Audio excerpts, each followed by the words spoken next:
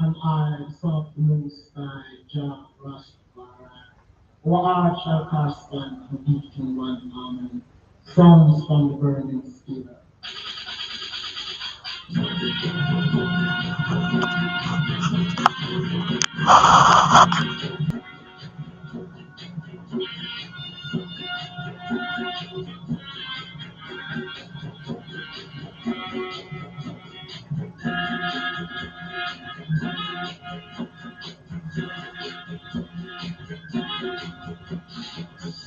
You shall not enter in. Jesus, oh Lord. We want to touch you, from the top of me. Chant on Babylon, chant on Babylon, chant on Babylon, chant on Babylon.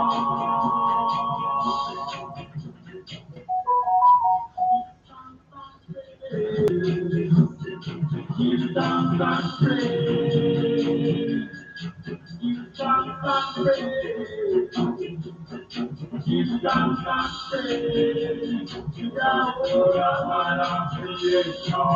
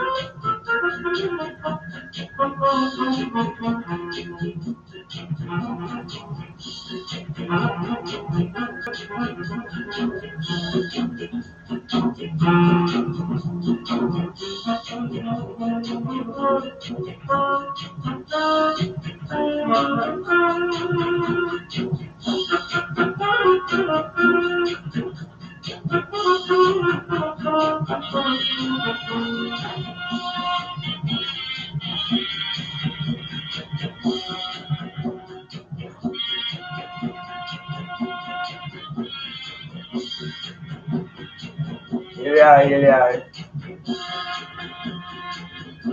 Greetings, metamorphosis on a Friday night. Welcome, one and all.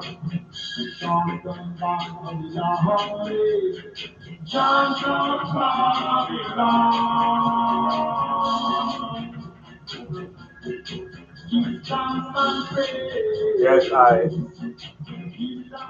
give you thanks and praises for being healthy and alive, because being alive is not enough. You're alive and you're unwell.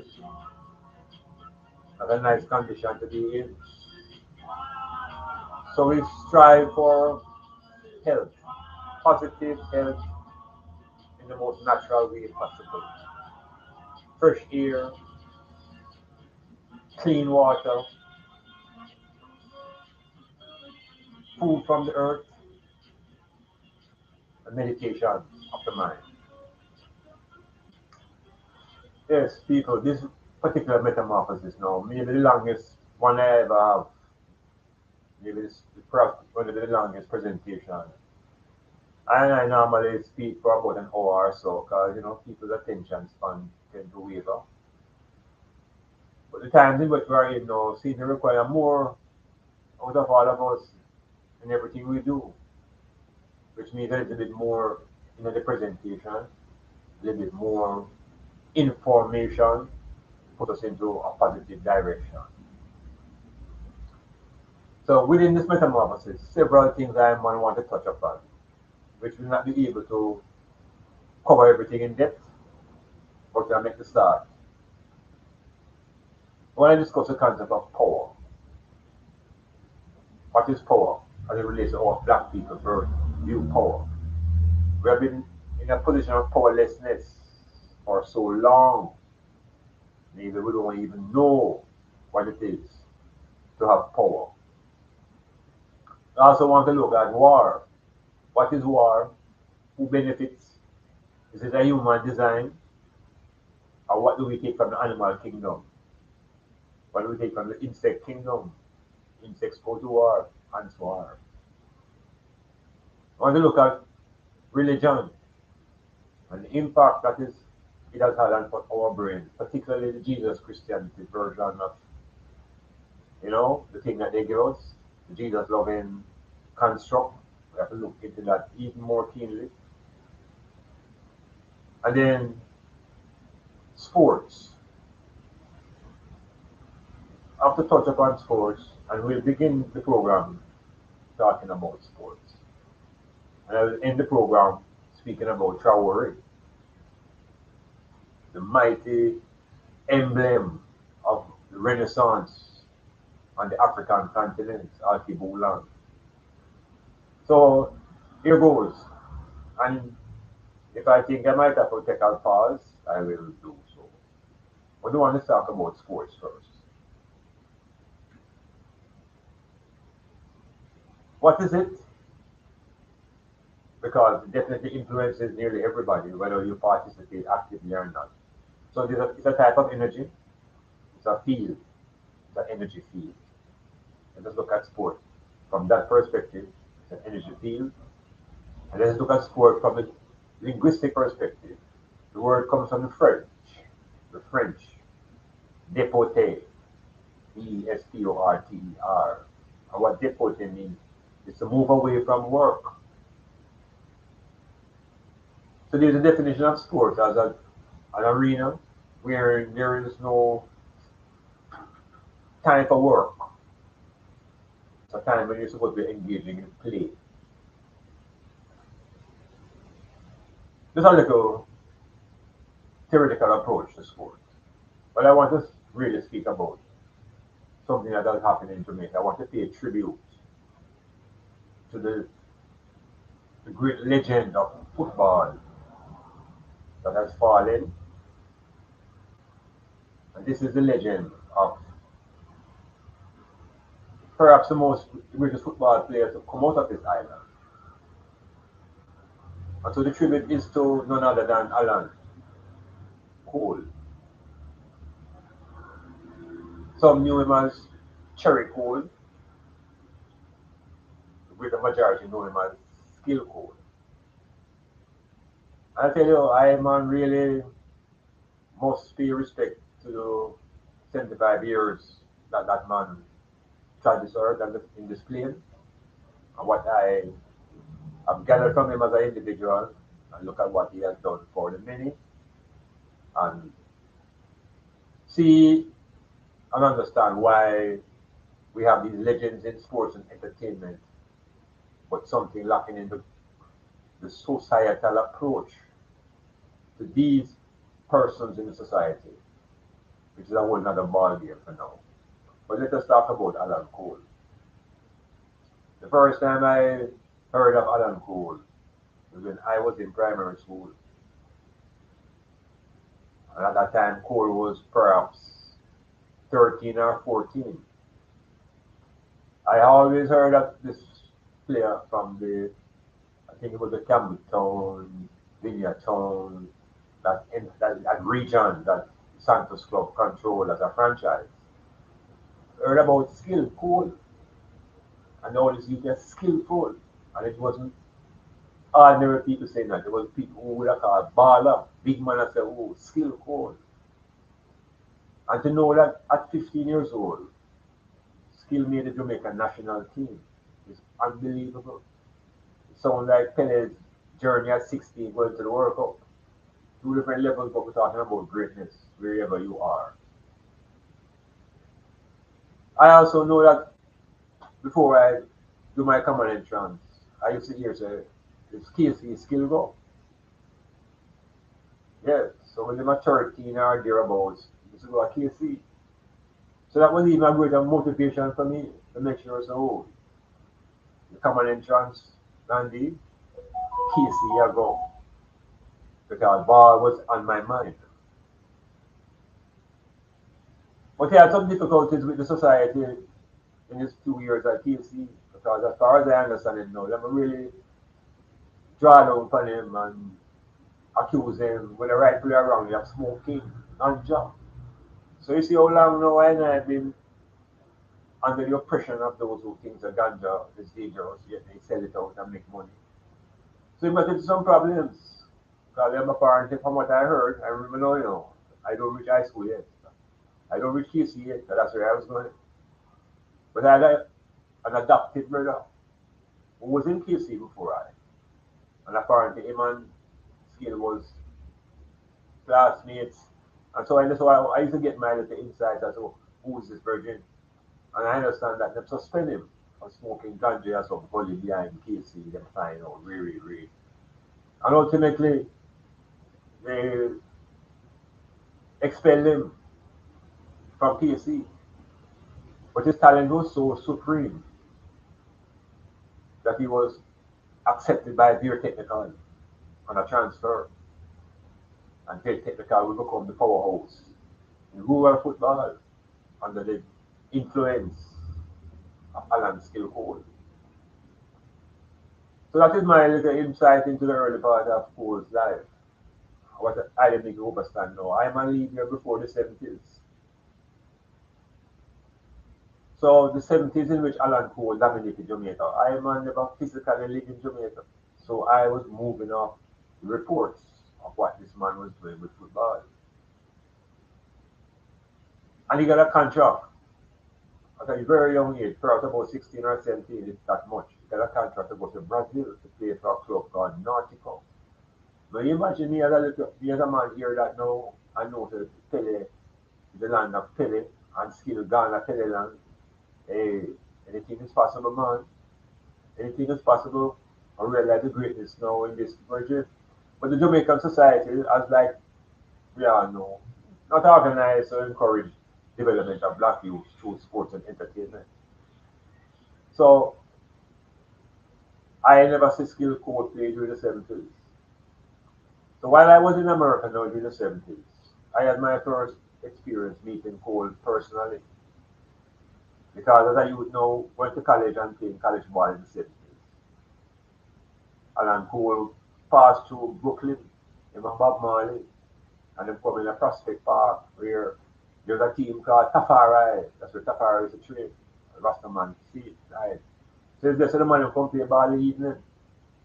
It's the first time I had to skill as a big man like. And it's the first man I ever said, keep him uncle before going up on the field. I found that very fascinating that he would play, would come out and run on the ground on the rock on the surface without him ankles steel. Because Bernie was a professional player. I am just getting the insights now of our professional move by observing. So at that time in the 70s, Skillful had already established himself as the top player in the Caribbean and moved out to extend his talents into a place as far as Ethiopia. And Ethiopia, he was involved in Ethiopian Airlines and the national team. And I'm not sure whether he was the coach of the national team or not, but he was heavily involved in the Ethiopian national team. I'm in North America, and I work my way down through the college system because I need to get to the pros. The next thing I hear is that Alan Cole playing in the North American Soccer League with the Atlanta Chiefs. And I said, wow, boy, this man great. So inspiration, while me in America in the 70s, Alan Cole passing through the 70s, I man had my eyes set on the North American Soccer League too. Same NASL but Atlanta Chiefs play now. I had my eyes set on it and I had a strategic movement way to get to that position because of the college draft system and the American system that is structured to take top players from the college system into the pros. It's a farm system, the college ball, semi-professional literally, and the best players from those teams go to the NBA, go to the NFL, go to the NASL. That's how American sports is fed. So Alan Cole, I would meet Alan Cole now in flesh when I came back out of America and returned to Jamaica. And in that meeting, it was through Masters League and football at a level we're in. Not so competitive because past the competitive stage, man, was a display. And an important thing that needs to be known about Cole is that Alan played with a team in Jamaica, a club side named House of Dread. Now, because we don't have no real documentation in our works in sports, that is almost scrubbed out of history, but we can't make it leave. The House of Dread was a team that was formed in the Franklin Town area by the youth from Franklin Town. And they wanted to enter the Cassapa Football League under the heading of a Rastafari team. Yeah, man. And it happened. The House of Dreadlocks rise up in Jamaica to be the top team in the country. It had the best players and all of the man them who were dreadlocks, who were top ballers. And of course, Alan Skill in it, Mutu Thompson, the Santos man, Ital Stew in it. So the culture of Rastafari has always been opposed to by the state. And it was reflected in the football. The House of Dread team was entered into the Cassapa Football League.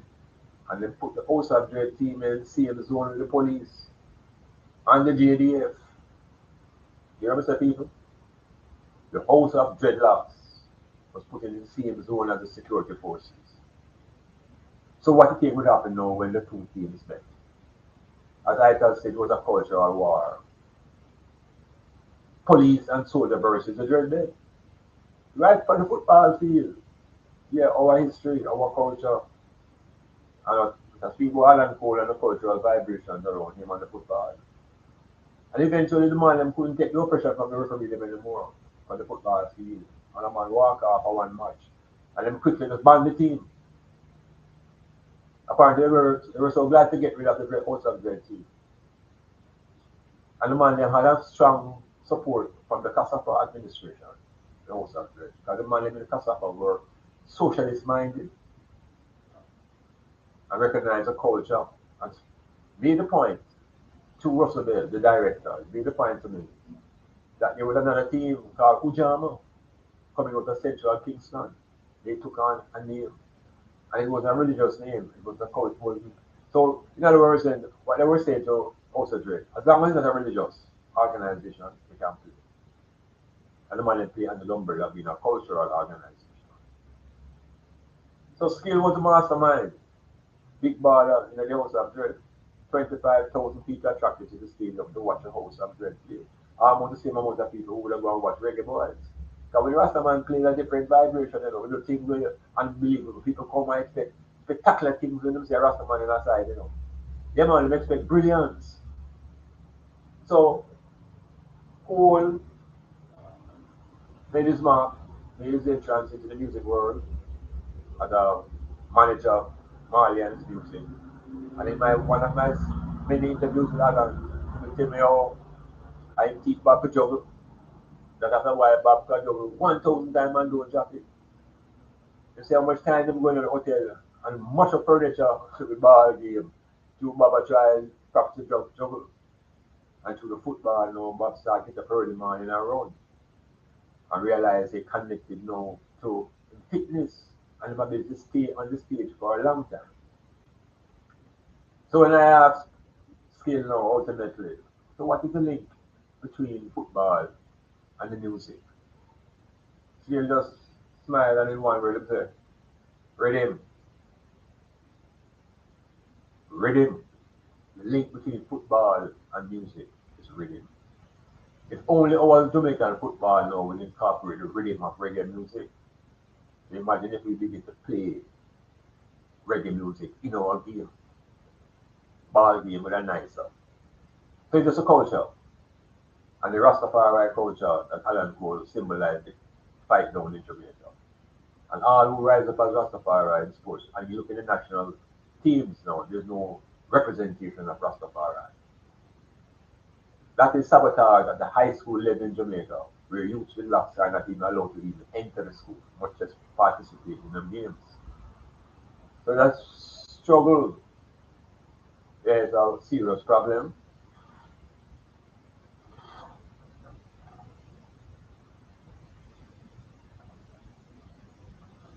Yeah, we're working it out.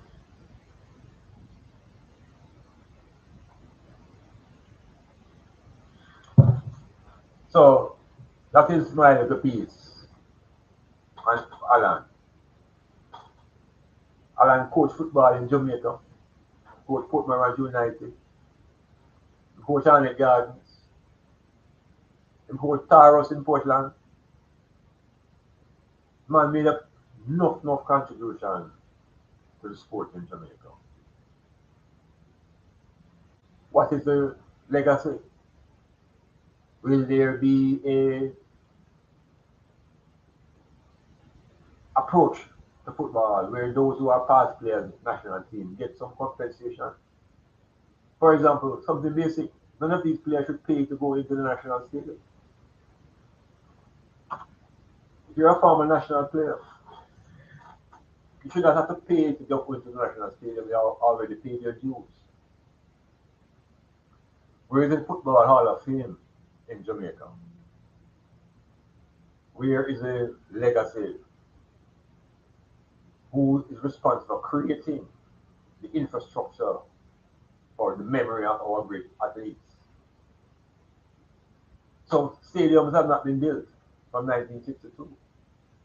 No one knows football stadium. Yet the Reggae Boys went to the World Cup in '98. So we're making things out of nothing because we are the gods. We can make something out of nothing.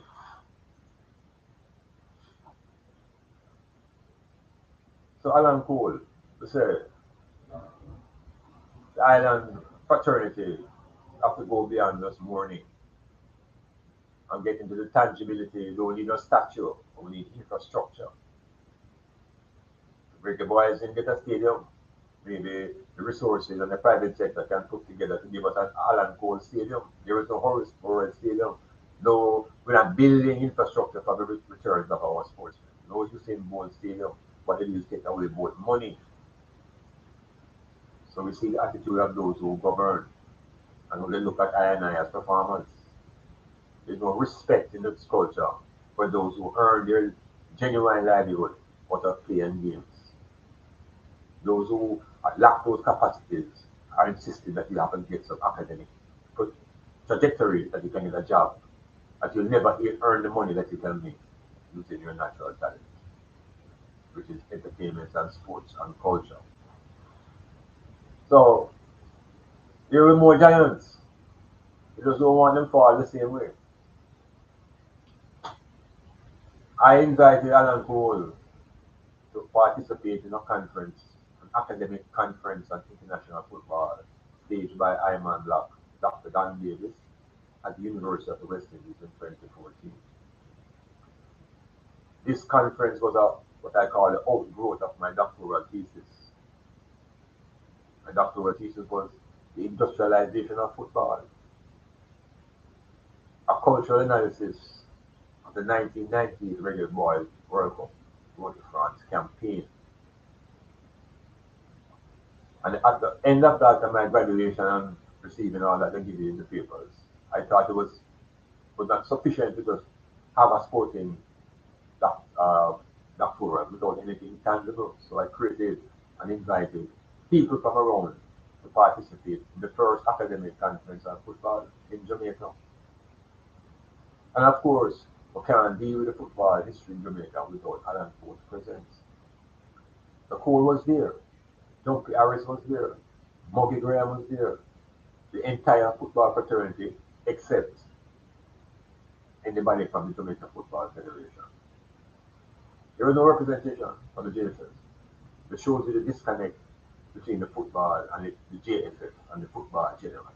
All grassroots participated. People, one or two people from abroad came. Dr. Freddie Hickling, our great psychiatrist, was the keynote speaker.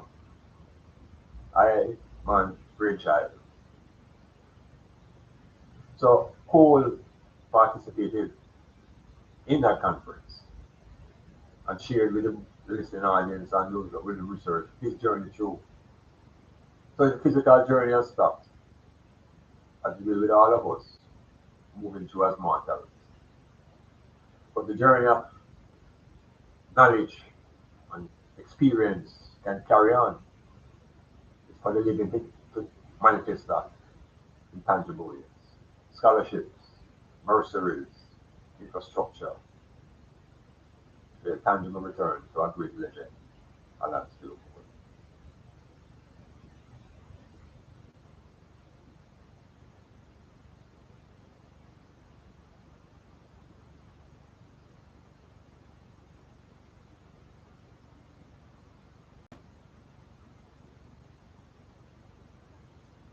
Alright, so that is the tribute. The metamorphosis want to move to the direction now of world affairs. What is really happening in the world today? Big meeting at the United Nations. The Prime Minister of Israel, total defiance in his attitude and his determination to exterminate the Palestinians and take control of Gaza. So this metamorphosis, as always, has a perspective grounded in African centeredness.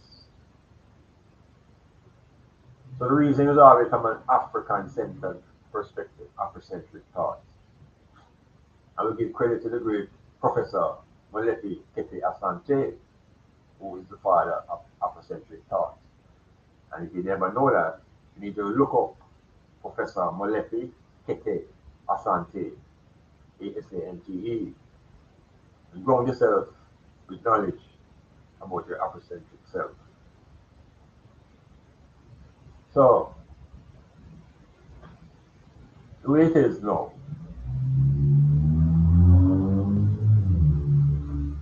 as African people, we have to look at the world through the lens of being an African, whether you're on the continent or not.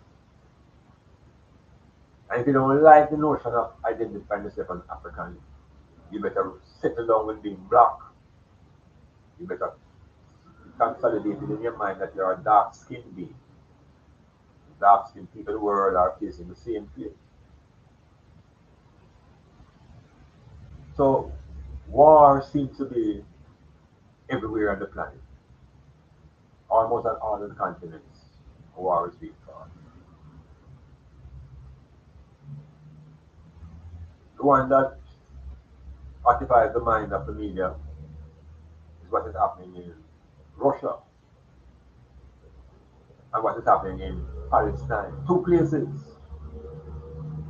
One leader in Russia has an agenda to force the next guy to surrender.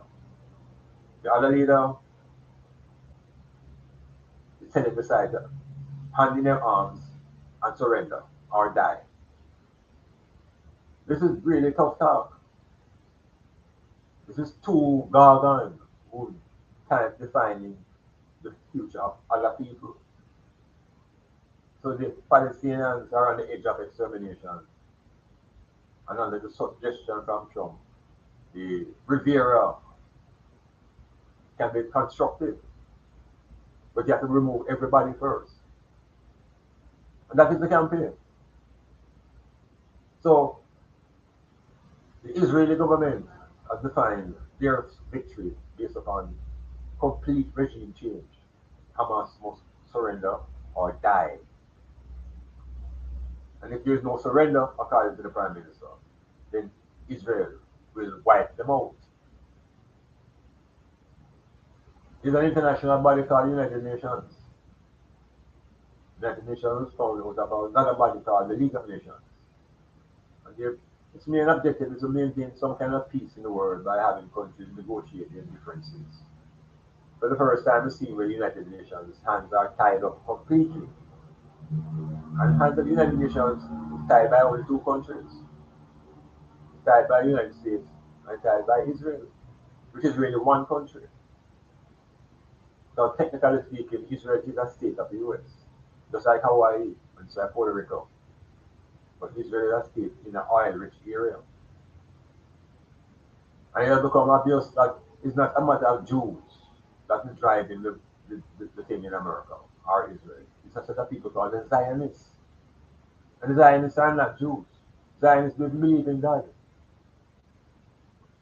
Zionists call themselves agnostic.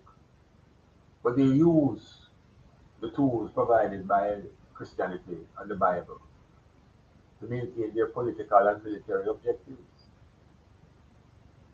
African people, how do we view the tools being used by the Jews? They are using the Bible.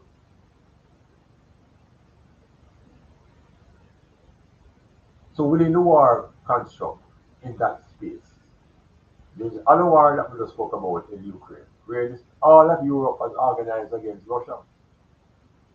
All the NATO countries have closed ranks now to define Russia as the enemy. And not only has NATO been empowered to feel that they are able now to deal with Russia, the Americans under Trump is beginning to support Europe again. So there is on the very near horizon a cataclysmic event between NATO and Russia. They're flying planes in one another's space, and anytime one of those planes go down, any plane gets shot down, that is the trigger. We as African people can become emotional and become sympathetic to what these people are doing with themselves. We have to hold on to our emotions as people and be try to be directed by our intellect and our knowledge of what our story is. There's quite a few things. So the Europeans can pressure Putin to stop. But they insist that he must stop. Yet none of them pressure Israel to stop. So you see the contradiction of black people. They are not with us. They are only with themselves and they are destructive.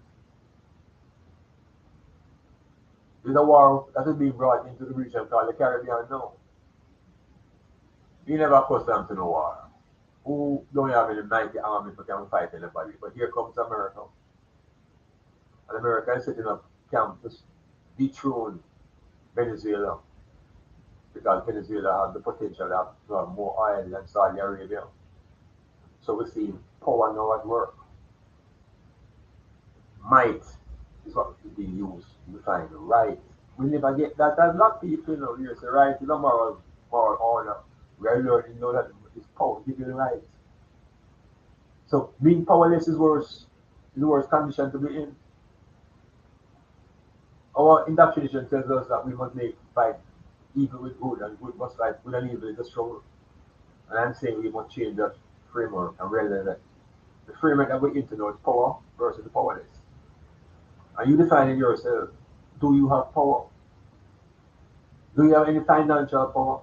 Do you have any emotional power? Do you have any intellectual power? What kind of power you have as an individual? Do you have any power over your own thoughts? Do you have any power over your own emotions? Yeah, power manifests itself in many ways. But as a people, we have identified the basic base of power, which is our intellect. The I is the foundation of our power. So now as we disconnect ourselves, we will never reach high power. Because we spend our time now sending our energies out now to the Christian God. We send our energies outward to a Christian God in the sky. This is the heavy deception. And that God in the sky has a son. And it is that son now that we are told to wait on to come and redeem us from white man oppression. White man oppression doesn't mean oppression from white people, it means from a system established by white people to create oppression. And even people who look like you become agents of that oppression, and they don't even know. Some of the highest educated people in the system who are dark skinned people work harder to defend the status quo, to defend their own job and their own status in the society. So, looking at a couple of things: wars, power, religion, and the state of the affairs of the world as it relates to what is happening in North America. Because in North America, we are being brought to the awareness that there is a culture called what I call the culture of assassination. And it has always been there because the system that we set up called democracy is supposed to define rulership by votes. But sometimes, somehow, in these same democracies, when the people heavily disagree with the voting, them shoot the leader. Lincoln gets shot, Kennedy gets shot, Ford gets shot, Kennedy, Kennedy brother gets shot. So when Tyler shoot Charlie in the neck last week and the week before, what do you think caused that great eruption in the whole America? By when this example of white and white violence come up, whole America get disrupted. The two tribal parties then at war with each other. The Europeans versus the Democrats. They're on the verge of a civil war in their country. Black people know we are not on either side. And you know that we're not on either side because during this crisis of assassinations in America, black man has been found lynched with his legs broken. Yet the police said there's no foul play. So if a man broke his foot first and then climb up and hang himself. That's how stupid we are to hold on to them things as explanation. So there is a racial war on the horizon in America. It's first civil between the whites and the whites, but they're trying to bring black people into this. And we have to hold that we have to make them hold them corners. We have to begin to think more about our own black survival. And the reason cannot take us into democracy or into republicanism. Then do framework to come out of that binary and put racial element now in our economic development. So issues. Issues.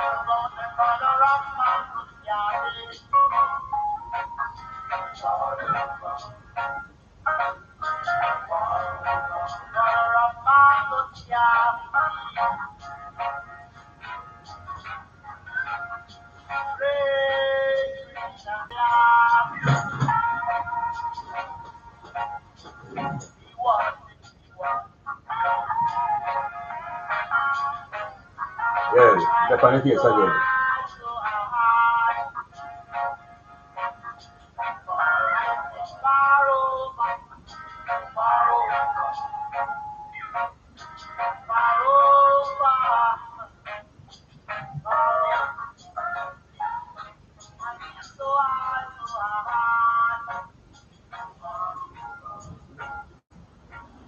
Yeah, so that's another part of the reason I didn't know. I will restart again now with the sports again. And this time I want to talk about the reggae boys.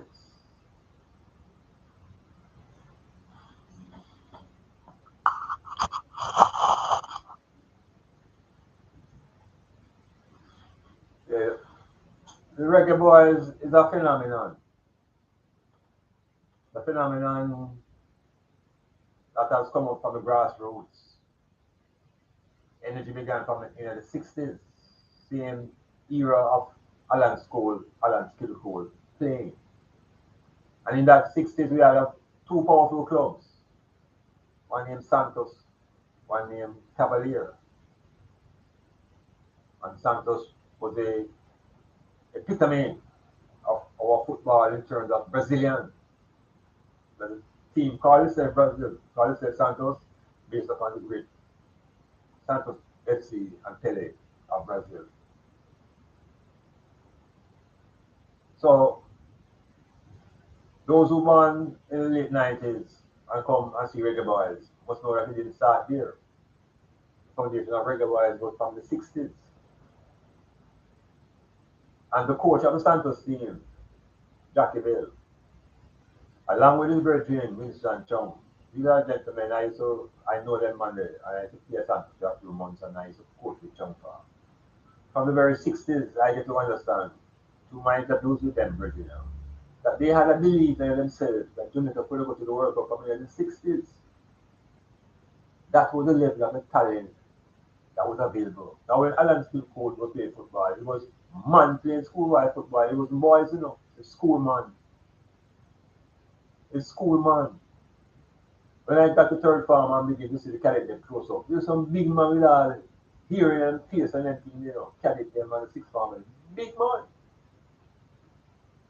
So it wasn't schoolboy where we know it now, it's another you to they push them, or they drop and them look wiry. Big man. So for Alan to survive and stand out in that, show that he had to be super. So the football in the country didn't start at 98. Went through the 60s, went through the 70s, the social uprising. Rastafari still being marginalized right through the 70s. And into the 80s, we get to bring back foreign coaches here again. Now, the first coach of Jamaica was a foreigner, Because he wasn't a foreigner from Europe, he was a foreigner from Haiti. The first coach was a man called Antoine Tassi. Because Haiti at that time, and in my view, still played superior football to Jamaica. Haiti got to the World Cup in 1974. We never got, we used to get regular beat up from Mexico, some 6 love and some love from Suriname. We couldn't come out of the Caribbean. We couldn't even come near the top and CONCACAF. But we always had the talent. I was lacking the infrastructure and the resources behind it. So the formula in Jamaica to get success national team is that you have to bring in a foreign coach. And the foreign that we speak of in the 60s wasn't Haiti. The foreign was Brazil. So the first coach was a Brazilian, 1965. His name was Pena, Jorge Pena. And when Pena came and saw the talent, he was overwhelmed and began to demand things for the players like health issues and food. Some basic things that we just think are not necessary. A man will just feed himself and then come up and down and drop down. So we got a Brazilian. And when the campaign fall down, we never made the World Cup in 66, Brazilian league. And we continue batter with ourselves, using our local coaches without any sponsorship. And they were saying for German, what to call them, they said, the sponsorship start again. And the team was given all kind of capacity to travel around to play practice matches and things. That campaign crashed as well. And so we went back to the local coaches, still not getting any support from the private sector because they don't trust it. They think that we don't know how to coach them, so the white man can't come here to respect. And there's a certain truth to that. We have to explore another time. Because the local coaches don't get the respect that they give to the white man. It's the legacy of enslavement. So the coaching in Jamaica has always been a problematic in terms of getting a local coach to be a national. No training program, nothing in place up to that in the 60s, 70s. Another Brazilian coach came in the early 80s. His name was Casagrande. Casagrande spent time with me in Port Antonio, that's my history where I hosted a couple of days. And he was going around the island searching for players. And the first time now the football would break up the carpet area and players would come from rural Jamaica. And so football really stepped up in the 80s. Rural Jamaica, which is 12 parishes, you know. You make a think to that little place. 12 parishes and Kingston and St. Andrews too. So if you mobilize 12 parishes, you should have more powerful football than in the two. So Western clubs begin to rise up. You know, once you got the CEO and Wadada, etc. Violent because that football began to move. So the World Cup wasn't just up because Simmerways come. There was always a trajectory that by the time we get to the 1990s, our focus was more on building a federation because you can't go to the World Cup without a team. You have to have a federation. And attempt was made to professionalize it. Tony James and some brethren. I was a part of the foundation of a national coaching school that was saw the need to develop local coaches. And we brought in international coaches to train and certify our coaches. It was going on quite well. Always, I mean, Aaron Day was the president at that time.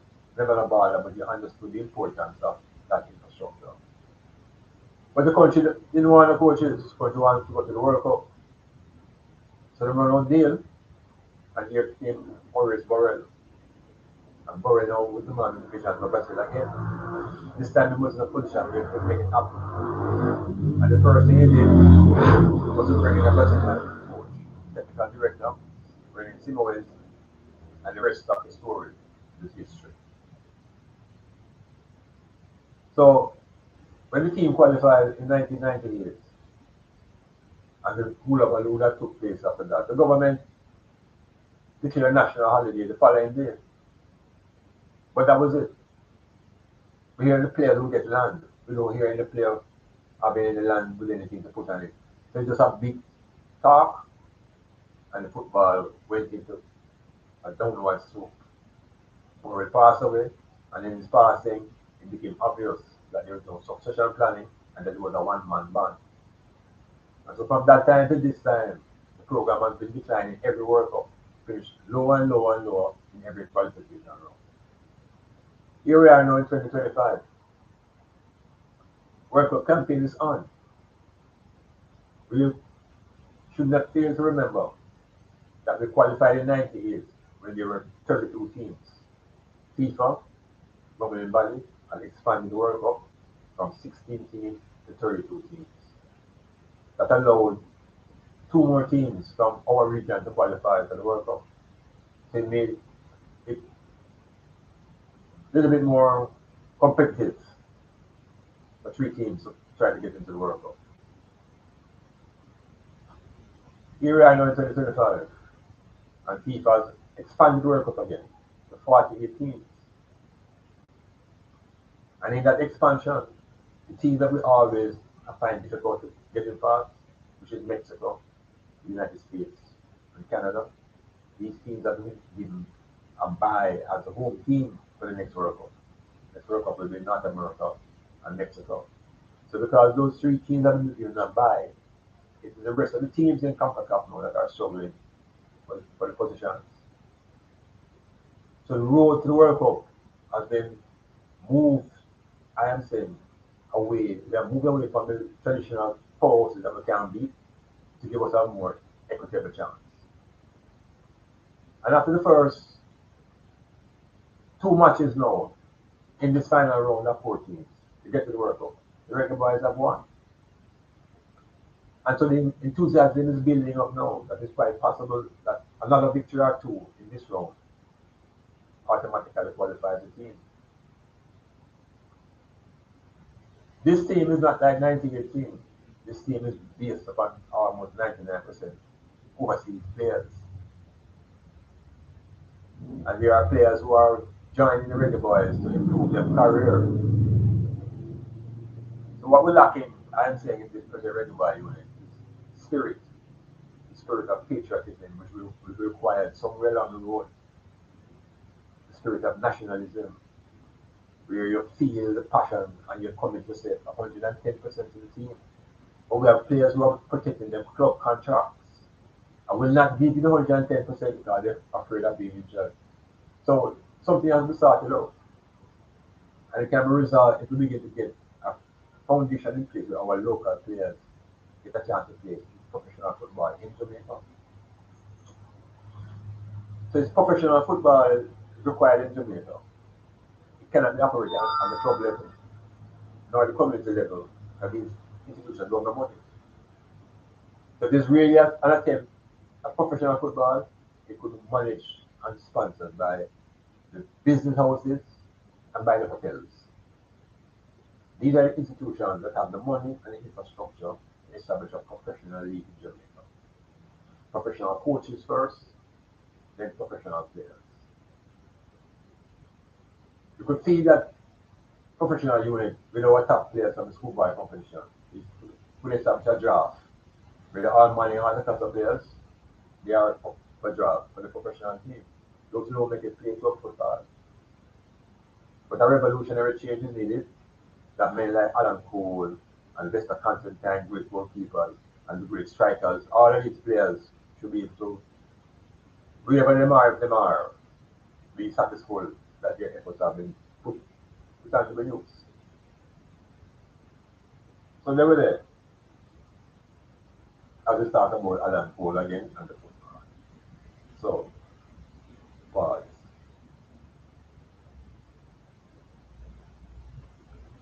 I remember, you can always drop me a note, and I encourage you to visit the channel and subscribe. iBlack Sunday School, IBLAK, space Sunday School, one word, and be a part of the movement.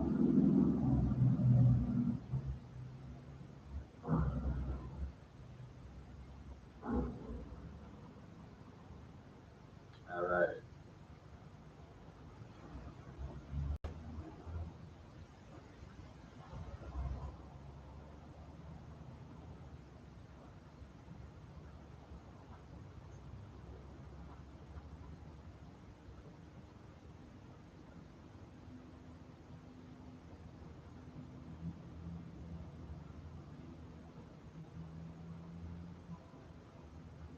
So, I want to get a little bit more specific about the influence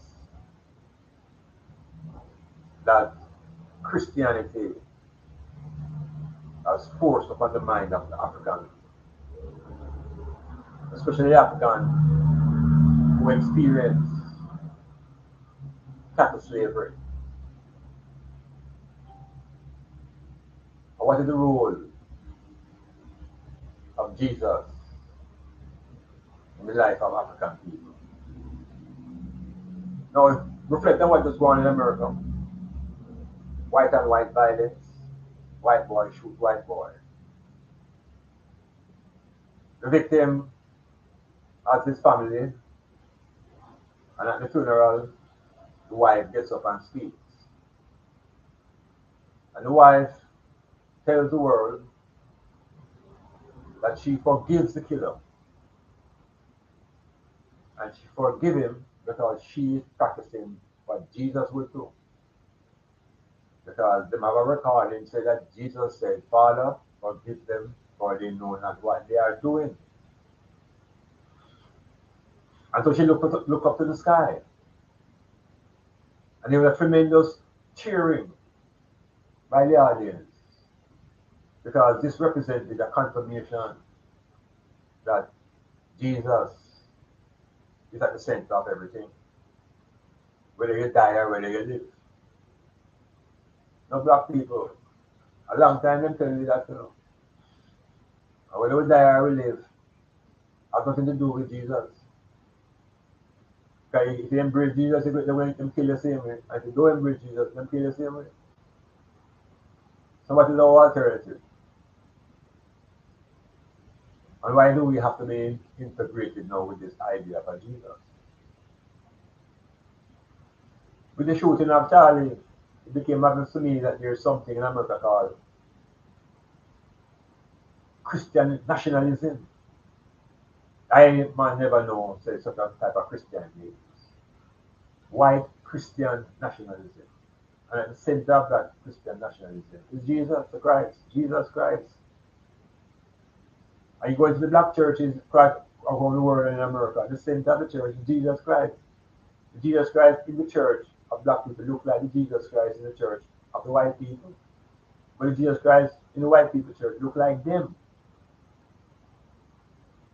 So they can embrace that feeling of being superior because the Lord is just like them. And so the black man will never be seen as an equal to the white man because we are inferior. Look at our complexion and look at the complexion of the Jesus. The Jesus that was sent by the Father, his Father, that we call our Father. Blue-eyed, wavy hair, straight nose, thin lips. That is the image that we have been holding on to for 2,000 years. And unless we can fragment that image, not to replace it with anything black enough, but just to disintegrate the image because it's grounded in a mythology. There's no evidence of any real man ever walked earth named Jesus, you know. Well, I didn't know that. But we're afraid to realize that these are mythologies and fables. There is no real man named Clark Kent. There is no real man named Bruce Wayne. These are characters in literature created by white people. So you have a Superman and a Batman and a Jesus. Superheroes. And we internalize Jesus as a savior. And equate Jesus now with Moses and think that Moses saved us. I hear Benjamin Netanyahu who today said, Hamas, release the hostages, all of them now. Let my people go. Brought in. That's all like a biblical exaltation from the days of the tell about Pharaoh. So I'm saying we're looking onto these things and we're watching the drama unfold and we're not taking a side.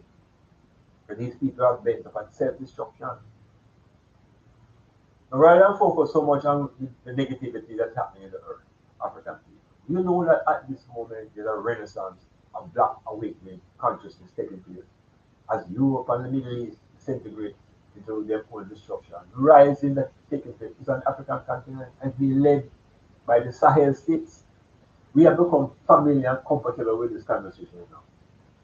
We're beginning to see the power of revolutionary governments, not democratic governments, revolutionary governments whose focus is on making sure that education is free from primary school to university because the resources of the land are being spent on those uses.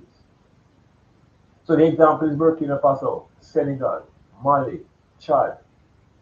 These countries have waken up to the zombie-like state that the African continent has been under from 1884 when white men sat in Berlin and marked up the map, turn the map upside down, shrink it in and shrink its appearance on the thing. And we have these little sections, 54 little sections of people called different identities. And in today's world, Burkina Faso, under the leadership and inspiration of Traoré, the leadership of Chad and Niger, the man them come to it and realize we have to move away these imaginary borders. And in moving away those borders, three apparently countries have now become one. And their resources have doubled in terms of capacity. Because between Niger and Burkina Faso, the amount of gold and uranium is there. It's causing France right now to go into a failed state. We're seeing the effects already of African reclamation on the effects of Europe. The lights are going dim in France because they're not getting enough uranium now from West Africa. And the price over put on it, they're going to let them don't want peace, so they have to stay in the dark. The same thing is happening in Botswana and Namibia, where the borders have been moved and visa-free movement for African people. It has been spoken about in the Caribbean, but it's not actualized because these leaders are still puppets. These leaders still bowing to the Commonwealth. So the African experience right now is the most uplifting. So there's no reason to despair because of how the man who run the Bible around the world to an end. That is the end them proclaiming. And if you are part of that Christian, then you are part of that end. But there's a beginning going on the African continent, and the Chinaman is holding it firm. The Indians are rising. So the end of the world, predicted to the Bible, is the end of Europe and their nuclear confrontation with themselves. And pretty soon, the land of Europeans will be running to Africa and the Caribbean for refuge from nuclear fallout. And we have to tell them, say, no, stay where they're there. You need visa for coming out of our country now. It's time we're going to put up our borders and stop taking in anybody, especially just because they look like they're white. And there's something that if you're white, they have money. No such thing. We also assume that white people are basically intelligent from birth because they have told us that we are done from birth. And I would say otherwise, the white man don't tell us that he's superior. He keeps telling us that we are inferior to him. And we keep bowing to it. We keep accepting that type of ideology. So we have to use the present time that we're experiencing and reorganize our own meditation. It can't be about the fear of the end of the world. It can't be about Matthew, Mark, Luke, and John, what these guys have been saying. It can't be what we've been reading from 1838. And we have to come into the 21st century. So we have to shake off things. We can't bring the baggage with it. And we have to shake off the Lord God construct, the Father and Son company. Let them be.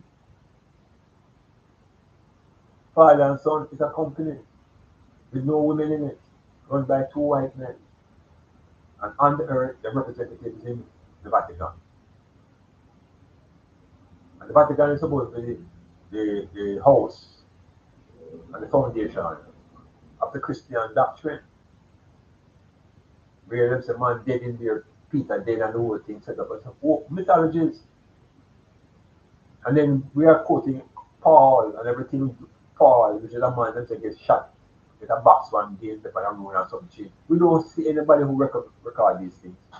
We just take them as stories and internalize them as the truth. Change is required. And we have to keep our eyes on Africa. The black man in America was reversed that identity put on him and reclaim his identity as an African. He's not an African American. He's an American African, like I am is a Jamaican African, and the island is a Trinidadian African. But that is the foundation. Foundation can't be American. American is a recent terminology applied to a region that was one time in the distant past called Atlantis. A region that they call Mesoamerica have more ancient pyramids than in the African continent. Ancient black cultures.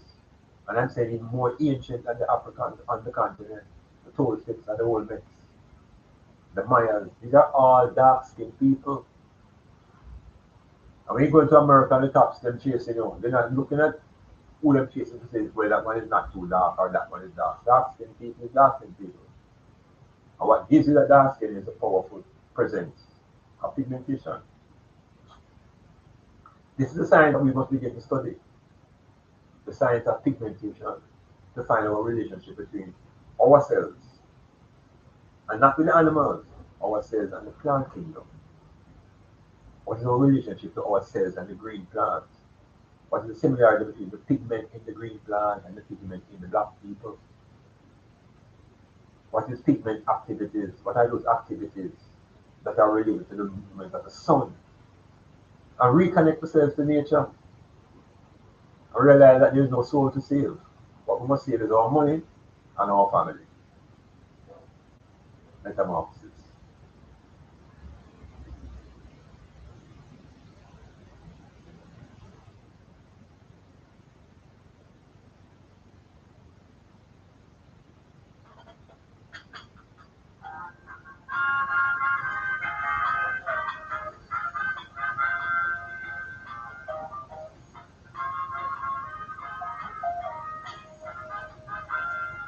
Yeah, yeah.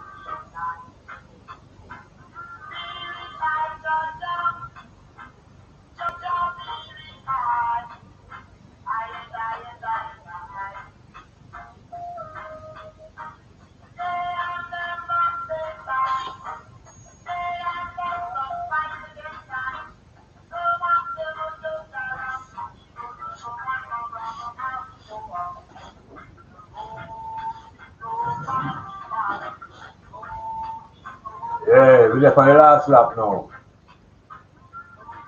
Metamorphosis on a Friday night. Looking at power, sports, religion.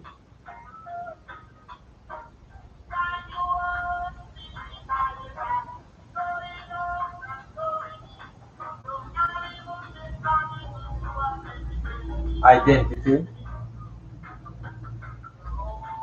and the power of Ibrahim Traore. I'm going to wrap up this presentation here now by just saying a little bit about the concept of identity. Yeah, yes, identity is a construct. And we look at how the word is spelled. ID, entity. There's two words, or we can say it has a hyphenated construction. And we're looking at what is the meaning of entity now. The word is identity. What is the meaning of entity? And that is important and it has some way to look at the words quickly. But in a nutshell, entity really means force. Entity is symbolic of a force. So it's an identity. Identity. The identity is the term and the entity is the I. So I identify within the concept of identity what is the entity. And it is a force. So we have to start by recognizing that there is a force that comes within us through our ability to exercise our thought power, the I. And that I, as an entity, comes into this conscious space as soon as the egg and the sperm connect. The egg and the sperm, and through that combination of vibrations, triggers off and brings out of the cosmic an entity that we call the I. And that I will be the driving force, will be the center of all of us within our own individual personality and identity. So as you know, we have to move towards locating the I. The Europeans them have done much research about areas like this. They call it philosophy. And one European best, Descartes, he declared that the pineal gland is the soul, is the seat of consciousness. Check it out. So there's a physical organ that's connected now to the existence of the entity. That organ is the pineal gland. It's the most kept secret from black man that him have a pineal eye that is functional if he only opens it. So there is a force that has a space and a home in our brain. And that brain has whole leap of universal factors. That's what the brain we conceptualize the cosmos.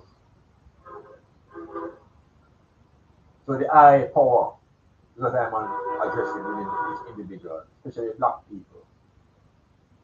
We have been overwhelmed with the idea of me, and me, and me is another aspect of our personality, but it is a physical representation. It's not psychological nor the mental. Me is a physical being. So if you center your life around me, all you think about is food and sex and satisfaction.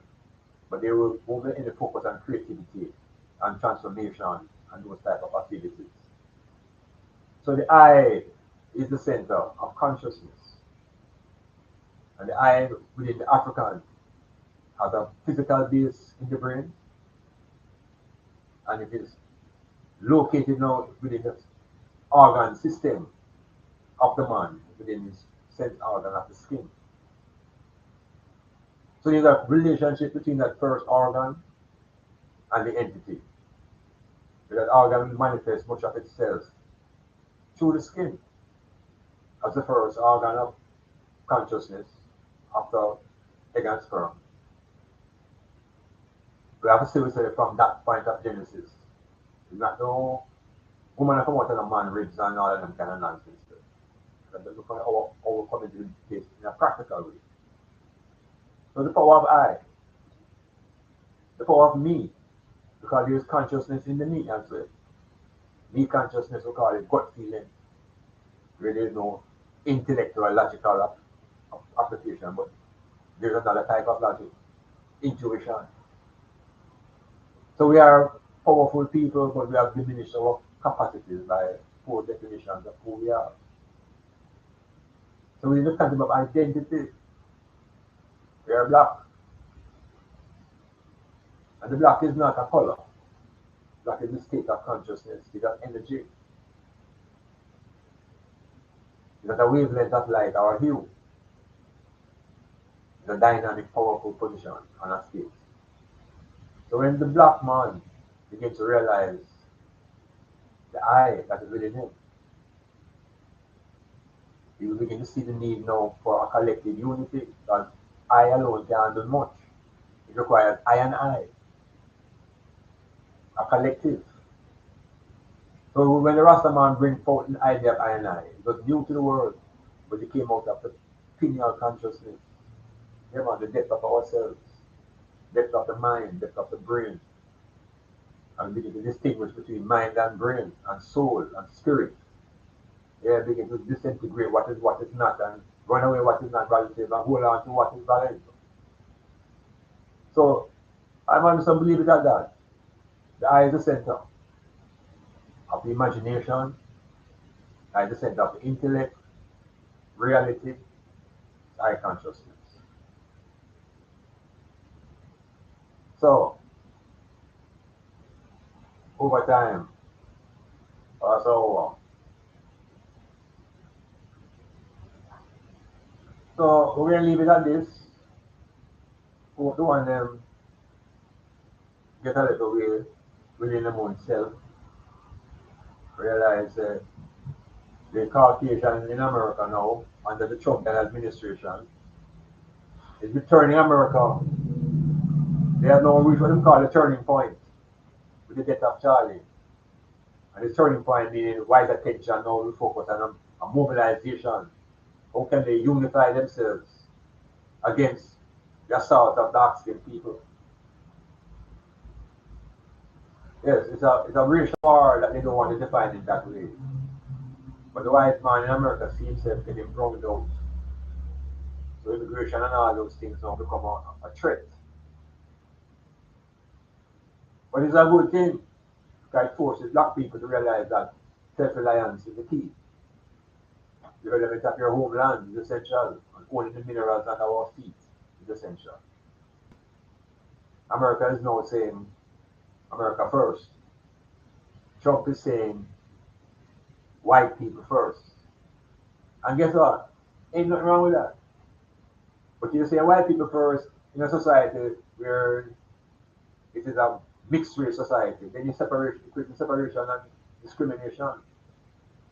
And so the violence that we see in America now will only intensify.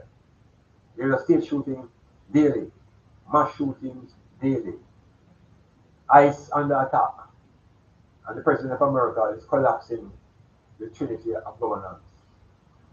He's bringing the executive and the judicial into the executive. So that's King John. And they're doing these things quickly. And have African people who are focusing on ICE. And we should be focusing on how do we control our own money now. There's the black banks that will come up. So America is falling. Those who hanging on will fall with America. Whether we are family in America or not, the system is collapsing. And the white man will not go down without a fight, and he's protecting himself first. So he's comfortable being called a racist now. A time before Trump, it would be a shame to call a man a racist. Trump has made it such a way that white man is proud to call himself racist. And we the black people are afraid to call ourselves racial because we're afraid white people call us racist. We are afraid to call the Jews out and claim and define that the Holocaust was a scam. We are afraid to be called anti-Semitic because we might lose the job and we might lose the job and we might get it. So, what kind of person is that? What is free speech? How can speech be free when certain things you say can cost you your life? What is free about free? So, queries. The American Constitution which defines black people as 3/5 of a vote. Being said take almost two black people vote to equal one white man vote. Yeah? We are 3/5 of a vote in America. So the poor uneducated white man in Appalachia who barefooted and walking around here in the dirt in Appalachia. His vote is more significant than almost is equal rather to two black people. And I see that same trend now in Israel, where Israel is suffering prisoners and one Jew worth almost hundreds of Palestinians. So they put a value on themselves and they devalue and we must come out of that. We have to revalue ourselves. We have to revalue our bodies first by reclaiming the body which is black and powerful. We have to reclaim that as our centerpiece. And know say from this body we operate from a place of power. And the mighty energies that are of our skin to store energy and create its own food. No different from the mighty energies in the pigment of the plant. And the black man and the green plants share similar history. And so consciousness that drives the pigment in the plant, same consciousness is also in the skin of the black man. The leaves of the black man, the leaves of the tree are similar to the skin of the black man. And our skin is not just regular skin. We have levels of the skin and we have nerve systems in the skin that no other race have, which makes us superior, which makes us supreme, which gives us access to astral dimensions of thought. Yeah, the power is in the skin. That's where all our memories are. That's where black people collectively, that's where we store our emotions. Our emotions are not stored in our brain. The white man have to keep his emotions in his brain. That's why I'm always so hyper. Africans, we have a vast organ called the skin. That's why we can bear so much. When we transform that skin power into activity, we can create everything. So the pyramid scheme, so the calendar scheme, so the zodiac, everything comes out of our creativity. But you have to liberate the eye at the within. See? Rastafari.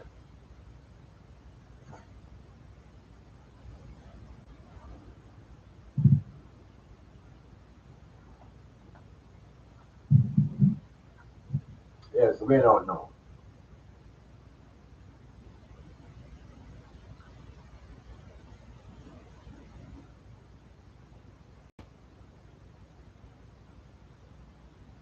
going out. I gotta find the old song. I gotta find the old song.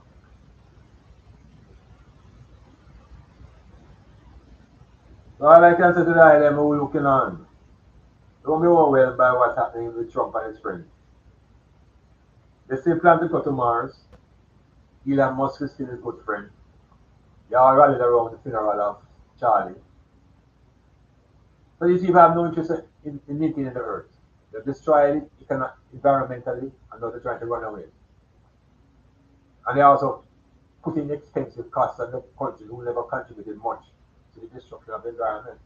Green energy and all sorts of things they're bringing in and forcing on technology and taking away our money. And they are the ones who destroy the planet, and now they're trying to run away. But the earth is stand forever, you know.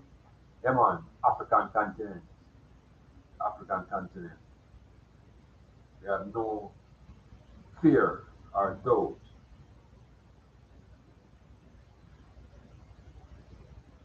The resurrection. The resurrection. We don't need any resurrection from any biblical perspective. We want to resurrect black consciousness. Yes, that is the resurrection. You know, a man who dead a long time and should be resurrected. To do what? For them to kill him again?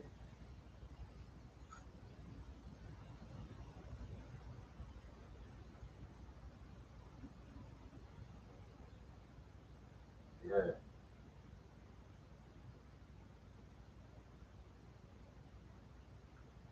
So we fear, they tell us that we must fear the Lord and love his son.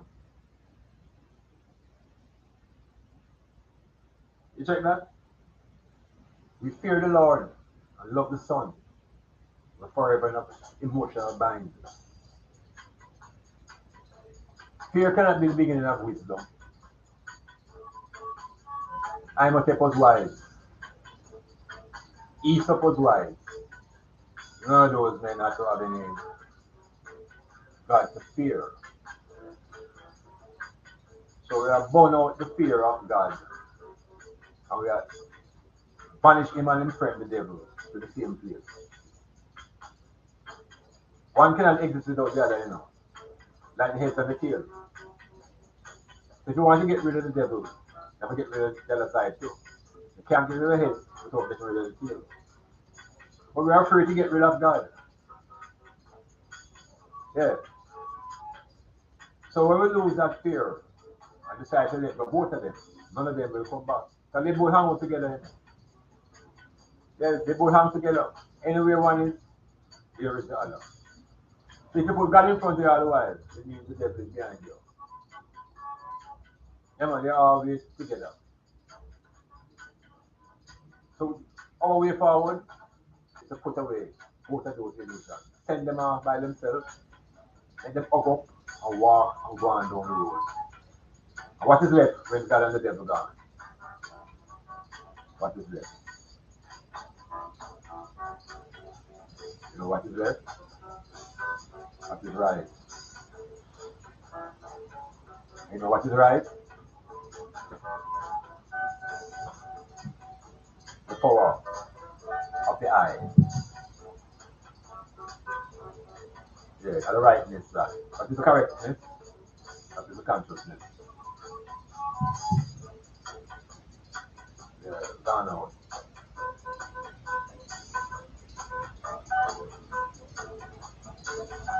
Blackout. Check me on Sunday. I Black Sunday School.